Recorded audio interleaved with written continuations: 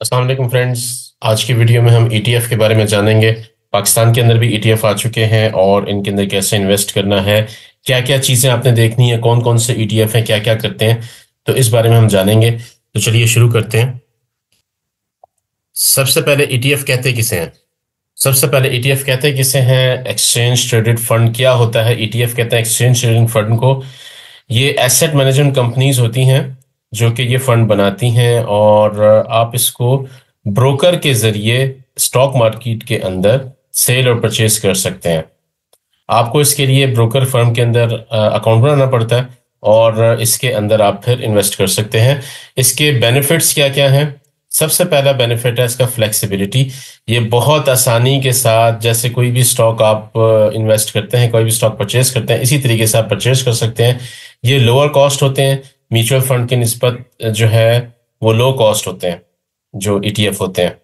उसके बाद जो है ये डाइवर्सिफिकेशन के लिए बेस्ट है। एक ईटीएफ यूनिट के अंदर मल्टीपल शेयर्स होते हैं, मल्टीपल शेयर्स की बास्केट होती है, जिसकी वजह से आपके पास डाइवर्सिफिकेशन आ जाती है, आपका रिस्क जो है वो कम हो जाता है।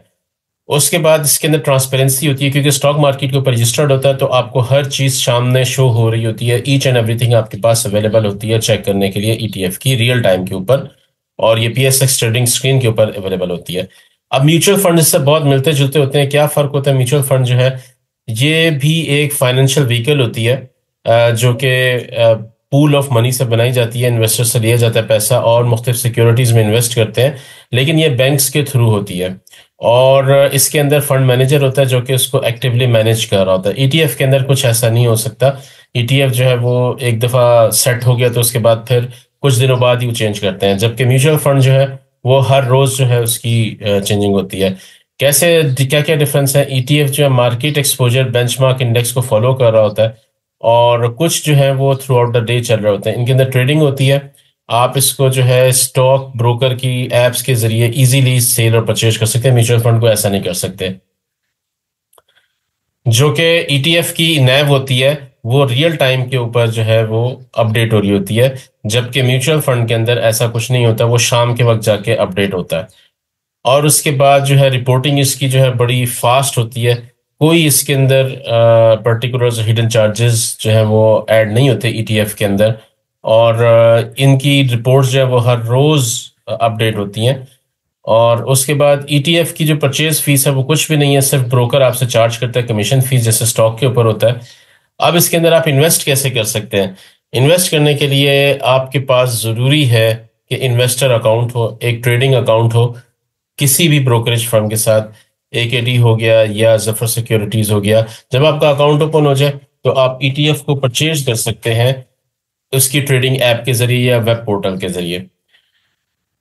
और इसके बाद जो आपने सिक्योरिटीज परचेज की हैं वो सीटीसी अकाउंट के अंदर सेव होती हैं, और इनको आप इजीली सेल कर सकते हैं ड्यूरिंग ट्रेडिंग टाइम के अंदर। आप आराम से इसको ट्रेडिंग टाइम के अंदर सेल कर सकते हैं। और आप जो ट्रेडिंग, जैसे स्टॉक को आप जो है वो ट्रेड करते हैं, उसी तरीके से आप बेटर प्रॉफिट के लिए इसको सेल और परचेज कर सकते हैं।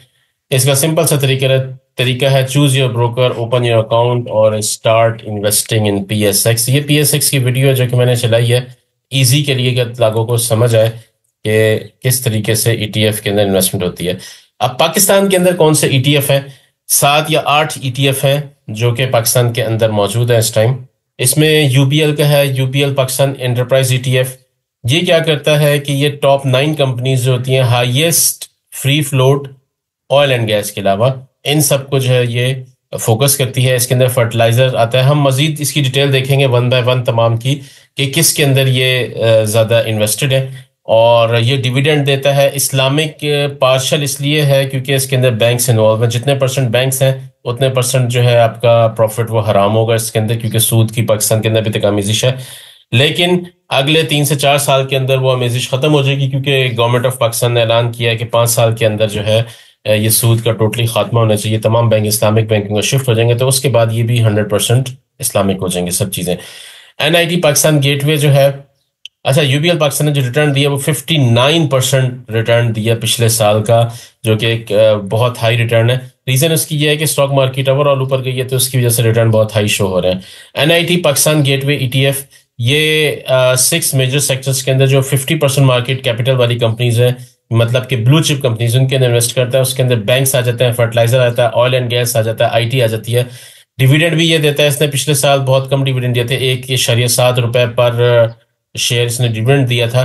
और क्योंकि बैंक्स की वजह से ये भी पार्शल जो है वो हराम है। जितने परसेंट बैंक्स होंगे वो हम देखेंगे, उतने परसेंट प्रॉफिट आपका हराम होगा। रिटर्न्स जो है वो 65.77% ने रिटर्न दिया लास्ट ईयर का। नेशनल बैंक ऑफ पाकिस्तान का ग्रोथ ईटीएफ है।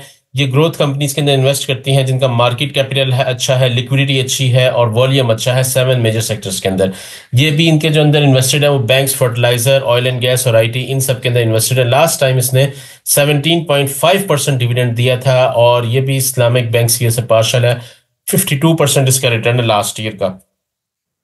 JS momentum factor exchange traded fund, ये जो है मोमेंटम बेस स्टॉक्स के ऊपर, मतलब कि लास्ट 15 डेज या 30 डेज के अंदर जो सबसे ज्यादा ऊपर गए स्टॉक्स उनके अंदर इन्वेस्ट करता है कि ये आगे भी बेहतर चलेंगे। और 20% इसने डिविडेंड दिया था पार्शल इस्लामिक के, क्योंकि जो भी स्टॉक इसे मिलेगा इसने इन्वेस्ट कर देना उसके अंदर। और ये पिछले साल से 33% नेगेटिव के अंदर है। ये जो है ईटीएफ, इसको ने नुकसान दिया है पिछले एक साल के अंदर। अल्फला कंज्यूमर इंडेक्स ईटीएफ, ये जो है टॉप 20 स्टॉक्स के अंदर इन्वेस्ट करता है जिनका हाईएस्ट वॉल्यूम है और फ्री फ्लोट है। इसके अंदर cement, auto sector, oil and gas और स्टील, इन सब के अंदर ये इन्वेस्ट करता है। इसने 7.6% डिविडेंड दिया था और ये इस्लामिक ईटीएफ है, आप इसके अंदर बेफिक्र होकर इन्वेस्ट कर सकते हैं। 53% रिटर्न है इसका लास्ट ईयर का। GS global banking sector ETF, ये बैंकिंग सेक्टर को फॉलो करता है तो टोटली हराम है। और इसके अंदर जो है 27.3% इसने रिटर्न दिया। 30% इसका जो है लास्ट ईयर का रिटर्न है। 27.3% इसका डिविडेंड है। मीज़ान पाकिस्तान ईटीएफ, ये पाकिस्तान का पहले अकलौता इस्लामिक ईटीएफ था। मेरा ख्याल है सबसे पहले शुरू भी यही हुआ था। ये शरिया कंप्लाइंट एक्विटीज को फॉलो करता है। मिक्स्ड सेक्टर है, जो भी शरिया कंप्लाइंट होगा तमाम सेक्टर्स के अंदर उसको फॉलो करेगा। 10% इसने डिविडेंड दिया था। प्योर इस्लामिक है। 28% इसका एक साल का रिटर्न है, ग्रो इसने किया। महाना इस्लामिक इंडेक्स ईटीएफ, ये जो KMI 30 है उसको फॉलो करता है। 5% इसने रिटर्न डिविडेंड दिया था। ये भी टोटली इस्लामिक है और 43% इसका जो है वो रिटर्न था पिछले साल। HBL ग्लोबल ट्रेजरी ईटीएफ, ये टी बिल्स, सकूक बॉन्ड्स और PIBs के अंदर इन्वेस्ट करता है। इसने 20% डिविडेंड दिया था। नॉन इस्लामिक है और ये लॉस में जा रहा है 0.66%। और ये ऑल दो डेट ईटीएफ है, इसको बहुत ज्यादा चेक करने का भी फायदा नहीं है। अब ये 1 बाय 1 तमाम ईटीएफ आते जाएंगे। UBL पाकिस्तान ईटीएफ, ये सबसे ज्यादा इन्वेस्टेड कमर्शियल बैंक्स के अंदर है, 46%। तो जाहिर बात है ये सूद की आमेजिश हो जाती है इसके अंदर। उसके बाद फिर फर्टिलाइजर है जो कि पाकिस्तान का एक मेन सेक्टर। फिर सीमेंट में 12% है। ये 3 सेक्टर्स के अंदर सबसे ज्यादा जो है इन्वेस्टेड है।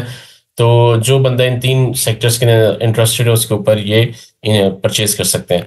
उसके बाद आ जाता है NIT पाकिस्तान गेटवे ईटीएफ, ये भी बैंक्स के अंदर 35% ईटीएफ इन्वेस्टेड है। फिर ऑयल एंड गैस के अंदर 25% जो है वो इन्वेस्टेड है। फर्टिलाइजर के अंदर 20% है। तो ये टॉप 3 इसके जो है कंसर्न्स हैं। तो जो इसके अंदर प्रॉफिट होगा 35% आपको वो विदाउट सवाब के सदका करना पड़ेगा, क्योंकि वो सूद का प्रॉफिट होगा। उसके बाद आ जाता है Pakistan NBP national bank of Pakistan growth ETF, ये जो है 28% बैंक्स के अंदर है, 22% ऑयल एंड गैस के अंदर है, 13% फर्टिलाइजर के अंदर है।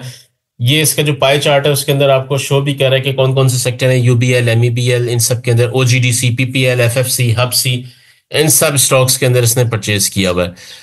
JS मोमेंटम, ये चेंज होता रहता है, हर 10 दिन बाद चेंज होता रहता है, तो इसलिए इसकी परसेंटेज नहीं शो की गई। इस टाइम जो इन्वेस्टेड है वो गाल, गनी, आपका पेल हो गया, DG खान सीमेंट हो गया, MLC, FFCCL, HUBC, इन सब के अंदर, ये माड़ी के अंदर बहुत ज़्यादा इन्वेस्टेड है इस टाइम। तो ये मोमेंटम के ऊपर चल रहा होता है तो प्रॉफिट उसी हिसाब से देता है। अब उसके बाद आ जाता है अल्फला कंज्यूमर इंडेक्स ETF, ये सीमेंट सेक्टर के अंदर, ये इस्लामिक ETF है। सीमेंट सेक्टर के अंदर सबसे ज़्यादा 35% है। ऑयल एंड गैस के अंदर 17% है और मोबाइल सेक्टर के अंदर जो है ऑटोमोबाइल के अंदर 16% है। और जो स्टॉक्स इसके मेन है FCCL, DG Khan, PSO, SNGP, MTL, इन सब के अंदर ये इन्वेस्टेड है। GS ग्लोबल बैंक तमाम बैंक्स में इन्वेस्टेड है, आपका 100% बैंकिंग सेक्टर है। उसके बाद आ जाता है मीज़ान पाकिस्तान ETF, ये जो है ऑयल एंड गैस के अंदर 25% है, पावर जनरेशन के अंदर 15% है, फर्टिलाइजर के अंदर 11% है। और कमर्शियल बैंक्स में ये सिर्फ इस्लामिक बैंक्स के अंदर इन्वेस्ट करता है और 11% इसका जो है वो सिस्टम इस तरीके से चल रहा है। महाना इस्लामिक इंडेक्स ETF ये भी KMI इंडेक्स के ऊपर है, तो इसलिए KMI इंडेक्स चेंज होता रहता है, तो इसी हिसाब से ये भी चेंज होता रहता है। मल्टीपल सेक्टर्स है इसके अंदर, बेतहाशा स्टॉक्स हैं, 30 स्टॉक्स हैं, तो वो जो भी KMI 30 के अंदर आएगा उसको ये फॉलो करेगा। SBL टोटल ट्रेजरी ETF मैंने बताया था, कैश बॉन्ड्स वगैरह में डील करता है, तो उसके अंदर ये इसका जो चार्ट इस तरीके से है। अब आपने इन्वेस्ट कैसे करना है ETF के अंदर? आपके पास ब्रोकरेज फर्म का अकाउंट होना चाहिए, कोई भी ब्रोकरेज फर्म हो सकती है। आपने अपने ट्रेडिंग अकाउंट को ओपन करना है, इस तरह का पोर्टल होगा, तमाम का तकरीबन इसी से मिलता जुलता पोर्टल है। यहाँ पे आपने आके अपना लिखना है MZN ETF। आपने हमेशा रेगुलर के अंदर जाना है, ODL के अंदर कभी भी प्राइसेस प्रॉपर नहीं आती और उसके अंदर मसले होते हैं। रेगुलर के अंदर जाना है, REG जिसके आगे लिखा हुआ है, और उसके आगे आपने अपनी प्राइस लिखनी है कि कितनी प्राइस है। आज मार्केट बंद है, सैटरडे है, तो इसलिए कुछ शो नहीं हो रहा। जो भी प्राइस होगी उस हिसाब से आपने लिखनी है। यहाँ पे आपने अपना वॉल्यूम लिखना है कि 1000 आपने परचेज करने हैं। यहाँ पे लिमिट के साथ आपने इसको बाय पे क्लिक कर देना है। ये जो है बाय के ऊपर चला जाएगा सिग्नल, और ये इस तरीके से चलेगा। बाय पे क्लिक करेंगे तो बाय की कॉल चली जाएगी और उसके बाद ये बाय हो जाएगा। इस तरीके से आपने इसको परचेज करना है। अब उसके बाद ETF में इन्वेस्ट करने से पहले आपने क्या देखना है? सबसे पहले आपने आई नैव देखनी है कि इसकी जो आई नैव है वो क्या है। मैं आपको दिखा देता हूँ कहाँ से आपने आई नैव चेक करनी है। ये आपका ट्रेडिंग पोर्टल है, यहाँ पे देखें ये आई नैव लिखी हुई है। आई नैव क्या होती है कि करंट वैल्यू जो है ETF की वो कितनी है। मिसाल के तौर पे इस ETF के अंदर 10 स्टॉक थे, तो उन 10 स्टॉक की जो परसेंटेज के हिसाब से वैल्यू बनती है वो कितनी बनती है? 26.17। तो आपने जो आपकी प्राइस इस टाइम आ रही है 26.30 आ रही है, मतलब ये आई नैव से ऊपर है। ये मतलब महंगा इस टाइम हुआ हुआ है, आपको इस टाइम परचेज नहीं करना चाहिए। जब ये अपनी नैव से नीचे हो तो फिर आपने परचेज करना है। तो जो भी आपने लेना है कोशिश करें कि अपनी आई नैव से नीचे लें, लेकिन ऊपर थोड़ा बहुत फर्क हो तो कोई इतना ज्यादा मसला नहीं होता। वॉल्यूम लाजमी चेक करना, वॉल्यूम ज्यादा होना चाहिए ताकि आप जब सेल करने जाएं तो आपको उसमें प्रॉफिट मिल सके, जल्दी लिक्विडेट हो सके। फंड साइज आपको चेक करना है। एक्सपेंस रेशो चेक करनी है। एक्सपेंस रेशो क्या होती है? हर साल जो है यहाँ पे जैसे एक्सपेक्टेड एक्सपेंस रेशो लिखी हुई है 2.5%, और इसके अलावा इस फंड की चेक करते हैं, हर फंड की एक्सपेक्टेड रेशो आ रही होती है, ये भी 2.5%। कि आपने जो है एक्सपेक्टेड रेशो 2.5% है, तो ये साल के एंड पे जो है 2.5% डिडक्शन करेंगे आपके सिस्टम में से। और उसके बाद जो भी ETF आपने लेना है वो जाहिर बात है अपने सेक्टर्स के हिसाब से लेना है। अब सेक्टर्स कौन कौन से? मिसाल के तौर पे एक ETF है जो कि सीमेंट सेक्टर में काम करता है। आपको उसके अंदर ये लाजमी चेक करना है कि सीमेंट सेक्टर कब ऊपर जाता है। सीमेंट सेक्टर जो है वो इंफ्रास्ट्रक्चर स्पेंडिंग, अगर बड़े बड़े प्रोजेक्ट शुरू हो रहे हैं पाकिस्तान के अंदर तो आपको सीमेंट की प्राइसेस बढ़ती हुई मिलेंगी, इसका स्टॉक ऊपर जाएगा। कोल की अगर प्राइसेस कम हो रही हैं इंटरनेशनली तो सीमेंट का प्रॉफिट बढ़ेगा, सीमेंट सेक्टर ऊपर जाएगा। अगर कोई फर्टिलाइजर के अंदर इन्वेस्ट करता है स्टॉक, जैसे फर्टिलाइजर 25% किसी के अंदर है, तो गैस के ऊपर अगर अवेलेबिलिटी मिल रही है, उनको यूरिया प्राइसेस कम हो गई हैं, एग्रीकल्चर जो है वो ट्रेंड्स बढ़ रहे हैं, तो ये सारी चीज़ें जो हैं इसको इंक्रीज करती हैं। इसी तरह ऑयल एंड गैस में अगर ग्लोबली क्रूड ऑयल की प्राइस बढ़ गई है, लोकल डिमांड इंक्रीज होगी, ऑयल एंड गैस की प्राइस बढ़ेगी, तो इसका स्टॉक भी बढ़ेगा।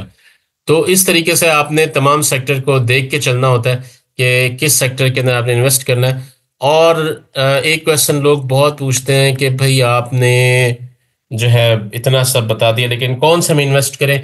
ये आपकी अपनी मर्जी है। मेरी जो रिकमेंडेशन है वो आप जो है अल फलाह का जो कंज्यूमर इंडेक्स है वो अच्छा फंड है, इस्लामिक है टोटली, और प्रॉफिट भी इसने अच्छा दिया है लास्ट ईयर में। मीज़ान के प्रॉफिट्स इतने खास नहीं है, महाना इस्लामिक इंडेक्स ETF का प्रॉफिट अच्छा है, तो आप उसके अंदर इन्वेस्ट कर सकते हैं, ये एक अच्छा ऑप्शन है। और जो जिनसे अवॉइड करना है ट्रेजरी ETF, ये क्योंकि डेड हो चुका है, बहुत स्लो चलता है, इस वजह से इसके अंदर इन्वेस्ट ना करें। ये सिर्फ आपकी इन्फॉर्मेशन के लिए बताया हुआ है। बैंकिंग सेक्टर का जो है ETF वो क्योंकि सूद की वजह से इस टाइम हराम है, तो उसके अंदर इन्वेस्ट ना करें। तो इस तरीके से है। और आपने परचेज जब भी करना है तो सेक्टर के हिसाब से करना है। मिसाल के तौर पे आप जो है ऑटो सेक्टर ऊपर जा रहा है तो आप जो है अल फलाह कंज्यूमर इंडेक्स के अंदर आप इन्वेस्टमेंट शुरू कर दें, उससे ये होगा कि आपको उसके अंदर प्रॉफिट मिलना शुरू हो जाएगा। तो इस तरीके से आप जो हैं वो इन्वेस्ट कर सकते हैं। और एंड पे एक चीज़, ETF किन लोगों के लिए है? ETF उन लोगों के लिए है जो कि स्टॉक मार्केट का नॉलेज नहीं रखते, और इसके अलावा जो कि जिनके पास टाइम नहीं है स्टॉक मार्केट के अंदर प्रॉपर काम करने का, तो वो ETF के अंदर इन्वेस्ट कर सकते हैं। और दूसरी चीज ईटीएफ के अंदर वो लोग इन्वेस्ट करें जो लॉन्ग टर्म के ऊपर है। शॉर्ट टर्म के ऊपर ईटीएफ बहुत ज्यादा इफेक्टिव नहीं है। लॉन्ग टर्म के ऊपर, ये भी लॉन्ग टर्म की इक्विटी है, लॉन्ग टर्म की चीज है। इसको लॉन्ग टर्म के ऊपर आप यूज करेंगे तो आपको फायदा होगा और प्रॉफिट होता जाएगा। तो दो चीजें हैं, जिनको स्टॉक मार्केट का जो है वो नॉलेज नहीं है, दूसरे जिनके पास टाइम नहीं है स्टॉक मार्केट के लिए, वो ईटीएफ के अंदर इन्वेस्ट कर सकते हैं। और तीसरा, लॉन्ग टर्म वाले जिन्होंने लॉन्ग टर्म के ऊपर इन्वेस्टमेंट करनी है वो ईटीएफ के अंदर जाएं। और मोस्ट इंपॉर्टेंटली, डाइवर्सिफाई करने वाले लोग जो हैं, जिनको डाइवर्सिफिकेशन चाहिए, वो ईटीएफ के अंदर जाएं। उम्मीद है ये वीडियो आपको पसंद आई होगी। अगर आपके क्वेश्चंस हैं तो आप कमेंट्स के अंदर लाजमी पूछें। मेरे साथ बंदे रहने का शुक्रिया। अल्लाह हाफिज।